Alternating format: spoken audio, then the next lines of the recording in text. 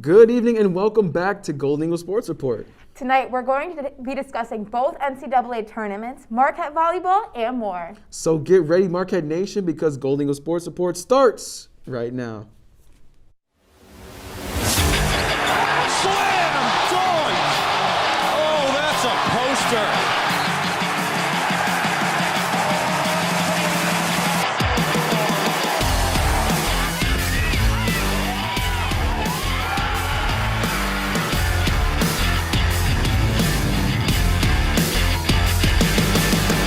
Live from the Jeannie Hayes Virtual Studio at Marquette University, this is Golden Eagle Sports Report.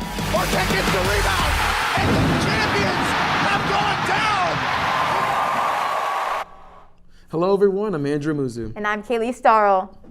On Monday, the Marquette women's basketball team was selected as a 10th seed in the NCAA tournament. They are set to play the 7th seed Virginia Tech on Sunday at noon Eastern Time. Let's take a look at the team's reaction to finding out their first opponent in the tournament.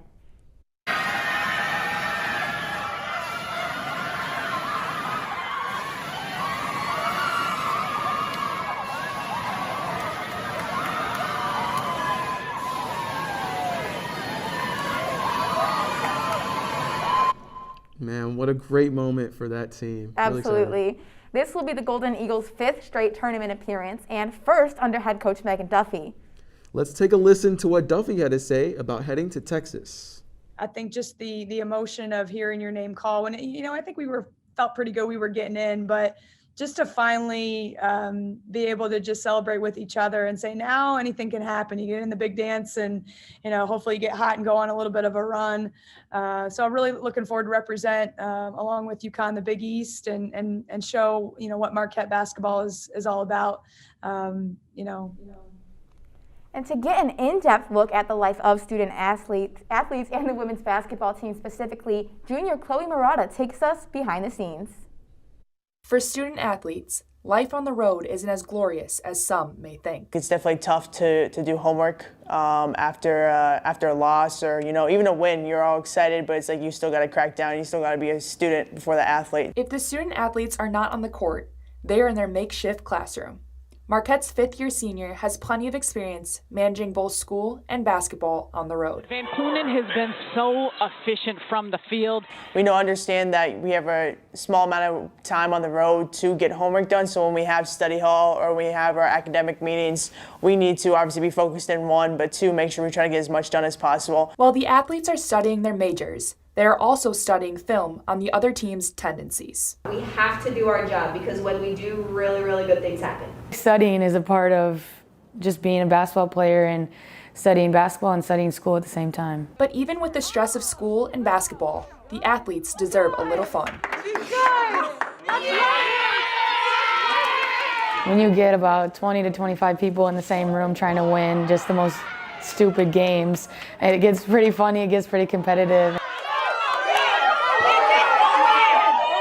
And it's honestly kind of my favorite part of, that little off day before our game. And when the buzzer sounds, Tip goes to Marquette in the golden jerseys and Creighton in the blues. It's go time, where all the preparation pays off.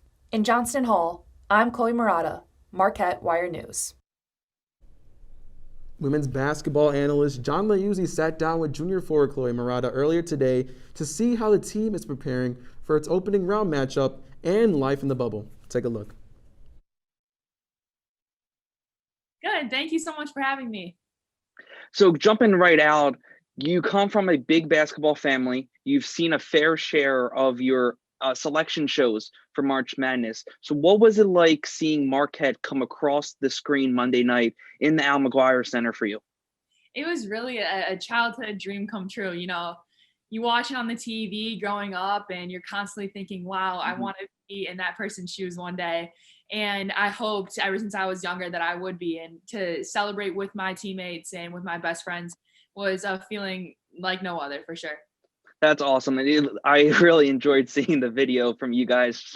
You guys had to wait a little bit, but you finally got to the big dance. And this year has been a year like no other for numerous reasons. One of those being a lot of the COVID procedures you guys have to go through. One of them is you have to go through quarantine right now in San Antonio. So what has that been like for you and your teammates?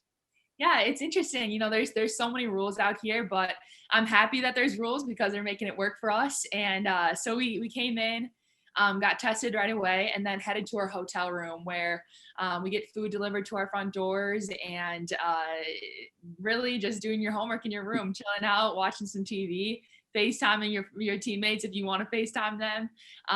But it's been all right. You know, we got tested again this morning, and so we got a little bit of fresh air. It's 80 degrees out here. So when we get the chance to go out there, you know, from Wisconsin, you got to take every advantage of that. I'm certainly jealous about that weather. It's a little cold up here, so you guys enjoy that as well. But take us through a normal day right now inside the bubble since the moment you guys landed yesterday afternoon. So we got off the plane, headed right to the hotel. It's interesting. You can see like certain rules as we go along. So you walk into the kind of arena convention center that they have the testing going on, and we walked in there, got tested right away. You wait there until your test results are given back to you. So I thought that was pretty interesting. And then as you walk out, we got a nice little gift bag, you know, gear, Powerade stuff that they gave us, which was awesome. Headed back to the room and basically chilled out for probably like, I don't know, what was it, 5-6 hours until we went to sleep last night. In that meantime, we got lunch and we got dinner. And so that was kind of our quarantine. And now today, woke up, we had study hall this morning, headed to get tested again. And now we're going to get dressed in a little bit to head to practice. Today's going to be more so of like a shooting day, getting our legs under us and focusing a little bit on scout. And we'll have some film and then some dinner and repeat the next day. How do you prepare for a team like this, knowing this is your first time facing a team like Virginia Tech? Yeah, our coaches do a wonderful job. They've been looking at these teams for a long time. And, you know, we had some good facts and good scout on them earlier this week. And I think you just prepare for them just like we have this entire season, like it's any other team, like it's any other game that we're going into. And it's exciting to kind of play outside of our conference for a little bit. We didn't have much of a non-conference this year. To have that chance again to play someone outside of the Big East is going to be cool for us. A great experience, and they got to be ready too for us. So that's all we got here, Chloe. Thank you so much for taking the time. Best of luck on Sunday. Thank you so much, John. I really appreciate it. And we now want to bring in John for more insight on the team. John, welcome back to the show. It's great to be back, Andrew.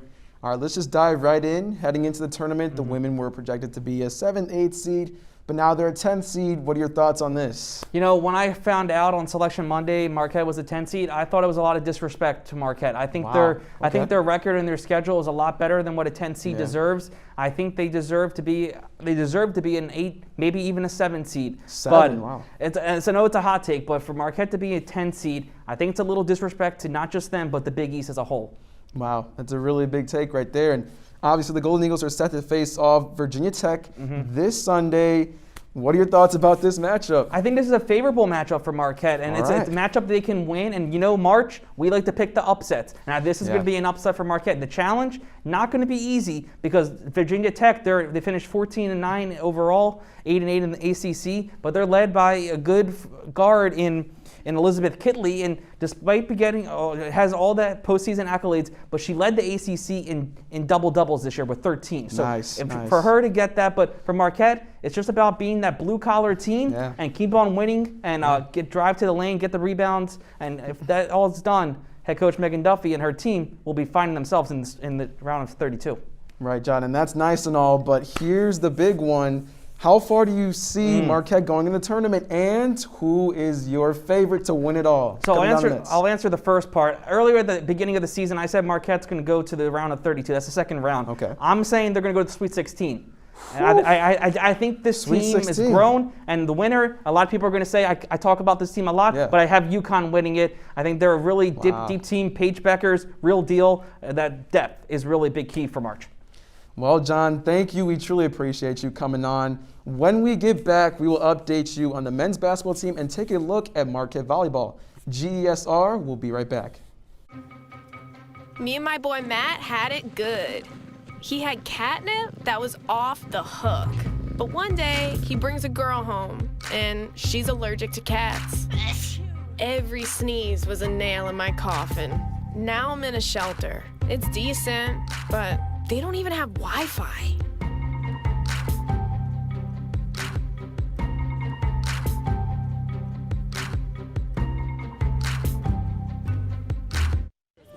Leaving hot coals improperly extinguished can cause a wildfire. Hey guys, it's Smokey! It looks as if Smokey is going to use the drown, stir, drown and feel technique. After the first drown, a good start.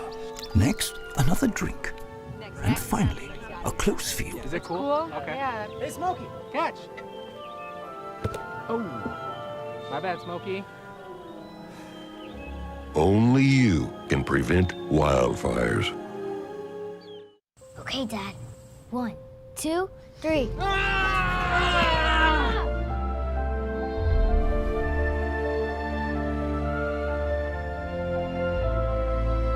You saved me. Dad? Are you okay? I'm fine, dear. Your hero needs you now, and AARP is here to help. Find the care guides you need at aarp.org/caregiving. You told me not to talk to strangers. You told me not to cross the street without looking both ways. You told me not to touch the stove. You told me not to do drugs. You told me not to drink and drive. You gave me so many messages about how to stay safe. Why didn't you keep me safe by properly storing your gun?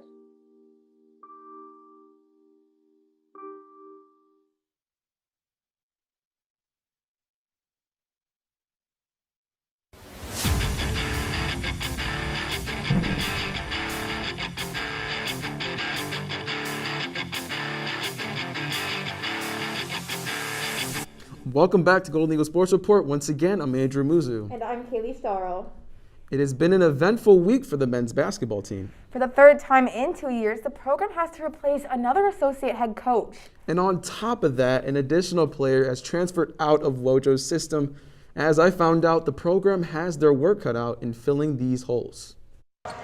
It was an upsetting ending to the Marquette basketball season last week. And early this week, the program had even more bad news.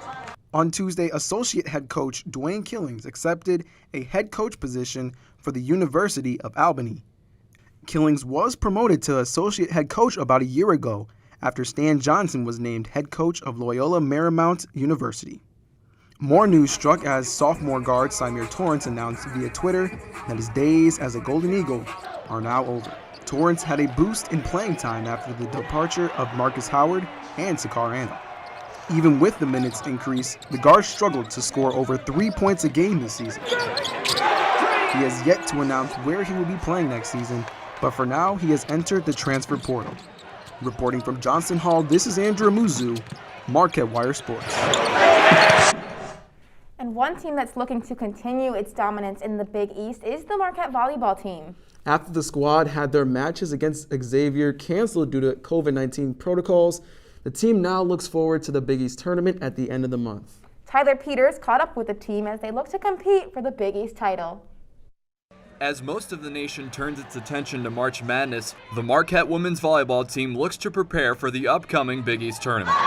Tournament play begins April 2nd, but it's still uncertain who Marquette will play and if they'll get to play at all. Per Big East rules, the top 4 teams in the conference make the tournament. Due to several game cancellations this season, the Golden Eagles could find themselves not qualifying for the tournament. At this point, we're hoping to be in the conference tournament. Whether we have to play another match to get in or things happen this weekend that award us the opportunity to be in the conference tournament, we're trying to get in the mindset of we're going to play again, right? And so right now, it's just about how can we get back on the court and are we working hard so that when we get back on the court, we can have success. The team has uncovered a new motivation during these trying times.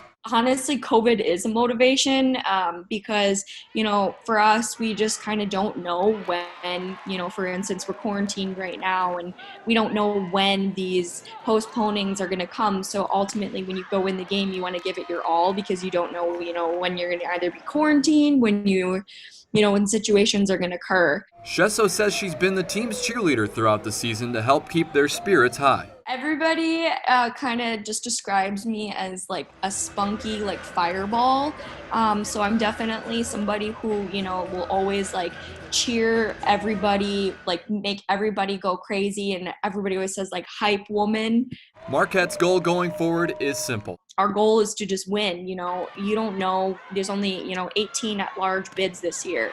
That's a very, very small number, and so our ultimate goal is to go in and compete and win. I'm Tyler Peters, Marquette Wire Sports. We would now like to welcome in volleyball analyst Molly Gretzlock. Molly, it's great to have you back on the show. It's great to be on here with you, Kaylee. So obviously you've been following this team all season long. So what stood out to you the most about this team? Yeah, and keep this one pretty short and simple. They've been patient. They've been adapting to the ability of this unfamiliar season with these unfamiliar circumstances, and just have been present and just thankful for the volleyball that they can play. Absolutely. And so, you know, the program has lost a lot of players over the past year due to graduation, like Martha, right? And so how has this team been able to compensate for those losses?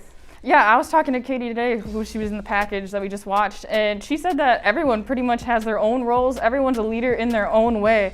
So one thing that stood out to me is she even said that freshmen, they don't really look at them as freshmen. They have their own leadership skills. They're not going to look at them like underclassmen. Everyone has those abilities, and Hope Wirch is a big player on that team this year as a leader. She wants to be a coach when she's older, and she has those motivational abilities that are just keeping this team rolling through these unforeseen times. Yeah. And so Marquette will have a long layoff between now and April 2nd. So how is this going to impact the team heading into the Big East tournament? Yeah, I don't necessarily think that it's a big deal per se, because that team is just looking to play. They're grateful for that time that they're getting on the court, whether it's practice or playing games. And that's just been something big. I talked to Coach Tice today, and he said that they're just going with the flow. Whatever happens, happens. There's bigger things that are happening in this world. He mentioned how the senior Sarah Rose, she's still undergoing treatment for cancer, which my thoughts and prayers go out to her. And he's just, the big thing this season is fairness. So that's what that team has to look forward to as they go into this postseason. Yeah, I think that's a great outlook on it, right? So that's all the time we have for. Thanks again, Molly, for the great insight about the volleyball team. And when we come back, we'll be making our bold March Madness predictions as the NCAA tournament approaches. GESR, we'll be right back. I want to eat apples and bananas. I need to eat apples and bananas. Why can't I eat apples and bananas? Support the Feeding America nationwide network of food banks to help provide meals to those in need. Join us at feedingamerica.org. Hey, Bobo, do trees tell each other stories? I'm sorry. I'm afraid I don't know that. Hey, why don't we go find out? Listen. Can birds draw pictures? I don't have an answer for that. Dad, do stars visit their friends? Look!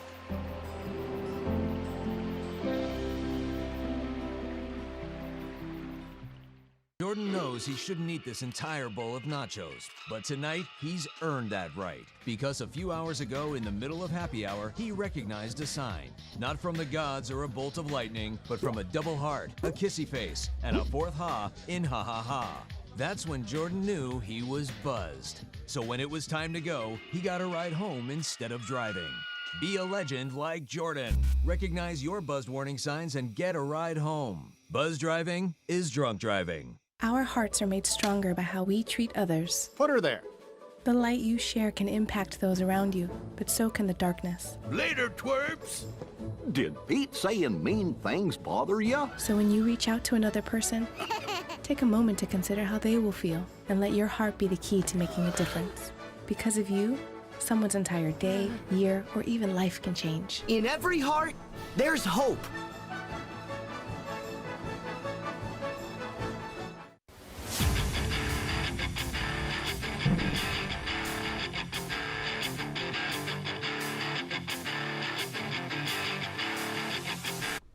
And we're back in Studio 7 as we will preview and make our picks for the men's NCAA tournament, which started earlier today with the first 4 play-in games. Joining me on our panel tonight is Matt Yazel, the staple, Zoe Comerford, and Nick Galley. Guys, let's just get started. So as we know, March Madness is filled with Cinderella stories. Which team do you think is most likely to have a Cinderella run?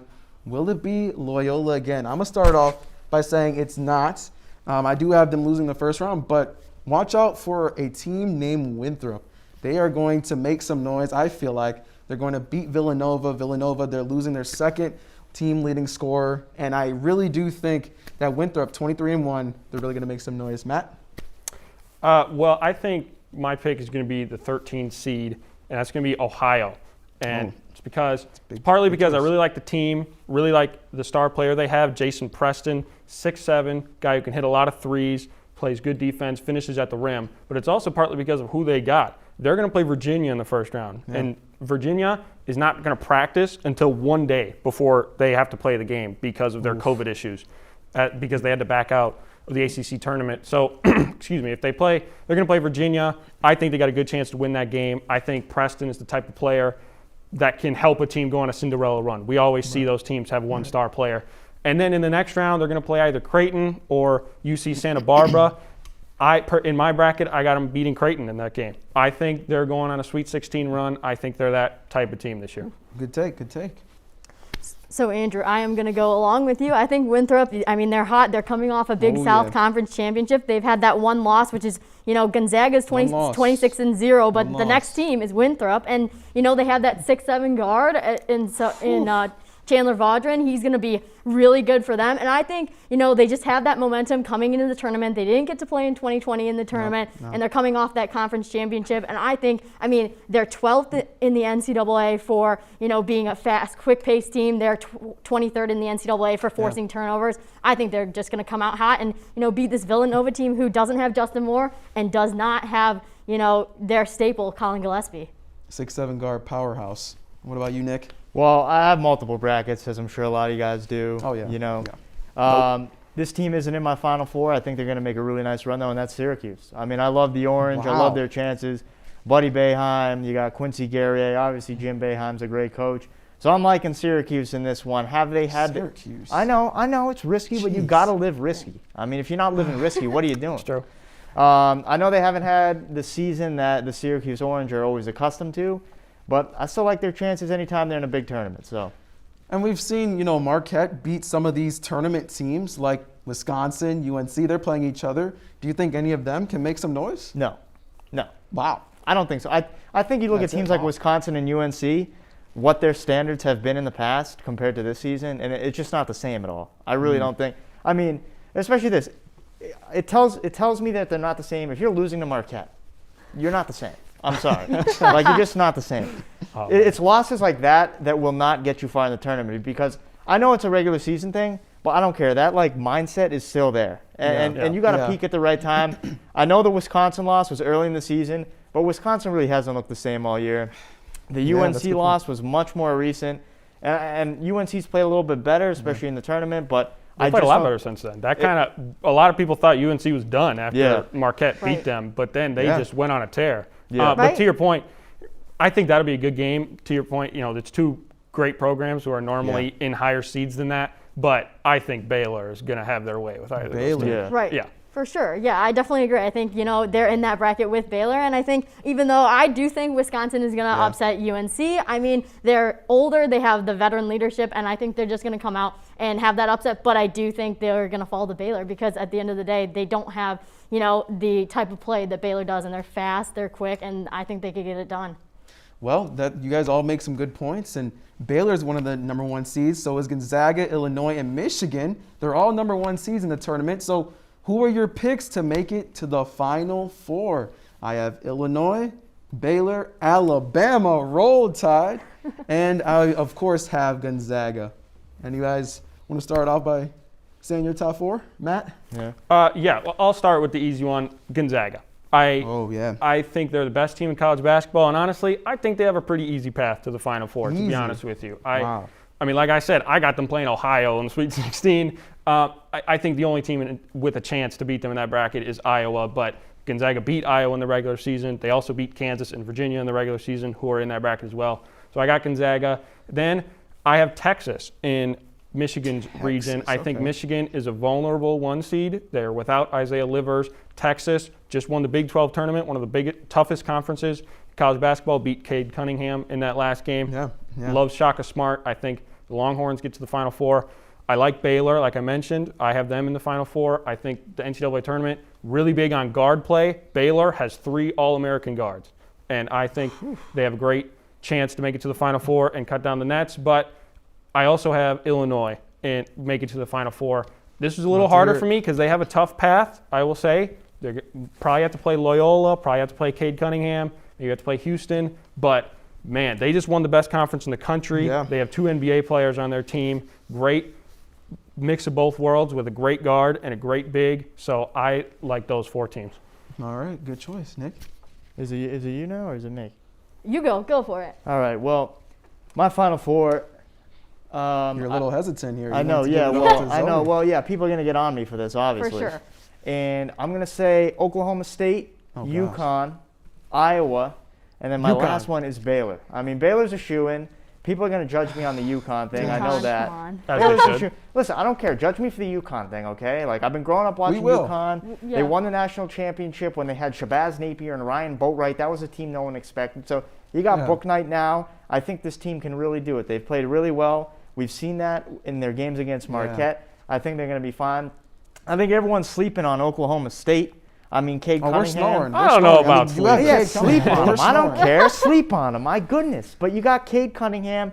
Avery Anderson III has played unbelievable. I actually spoke to him in the summer, and I mean, he was determined. He was determined. So I'm trusting my guy Avery Anderson on this. All right. So you have my guy status now. Well, I don't know. We might not be my guy status, but I mean, we're my guy on Zoom status. So I'm going for that. And Iowa, Luka Garza. I mean, it goes without saying he's the best college basketball player in the nation. So it's tough to not put Iowa in your Final Four. I know you guys didn't, but I'm saying Oklahoma State goes all the way too. They're going all the way. I mean, they're winning it. I'm in a bracket with Yazel and his Wisconsin cronies, and I'm going to make all of them wicked sad. They're going to be crying. They're going to be weeping, and I'm going to own Wisconsin. So that's the way it goes. Sure. All right, I mean, my Final Four is pretty stable. I'm just going to go with the top 4 number 1 seeds. I mean, obviously, I think Gonzaga is going to win it all. I mean, 26-0. Really, teams that are undefeated don't do well in the NCAA tournament, but I think, Gonzaga's depth, and I just really think they're a solid team, and they play with great chemistry, and, it's in March, and bearing any COVID things, I think they're going to come out. They, like Matt said, they have a very easy path to the NCAA championship, and I think, obviously, they're the best college basketball team in the nation right now. And then, obviously, Illinois. I'm from Illinois. I'd love to see the Illini get that into that Final Four. They haven't been good for that recently, so I'm very excited to see them play. I mean, Kofi Coburn, really good down low, crucial in the paint. And then, obviously, Michigan is vulnerable, like Matt said, but I think at the end of the day, they're going to come out. Juwan Howard, great coach. I mean, he was part of the Fab Five, so I think he's going to coach his team to that Final Four, and then, final Baylor, because, I said earlier, they're a deep team as well. Gonzaga's coming in, one of the best teams in the nation, and they'd be the first undefeated team to win a national championship since 1976. But they're in a bubble. Do you think that'll probably hurt their chances? I mean, it's a different environment. I mean, it's definitely a different environment, but I think something you did say that's interesting is they haven't won, a number 1 seed that's undefeated has not won since 1970, and that's before the tournament got expanded to 68 teams. So I think that's something interesting too, but I do think, Gonzaga's going to come out, they're going to have the will to play, and they're playing great in March, and I think that's, at the end of the day, you got to play in March. But I mean, again, it does beg the question, what's going to happen with COVID? What happens if a team goes out with COVID? How does that affect our brackets? Gonzaga's problem? You know what their problem is? Okay, let's hear it. Let's hear it, Nick. They're not Oklahoma State.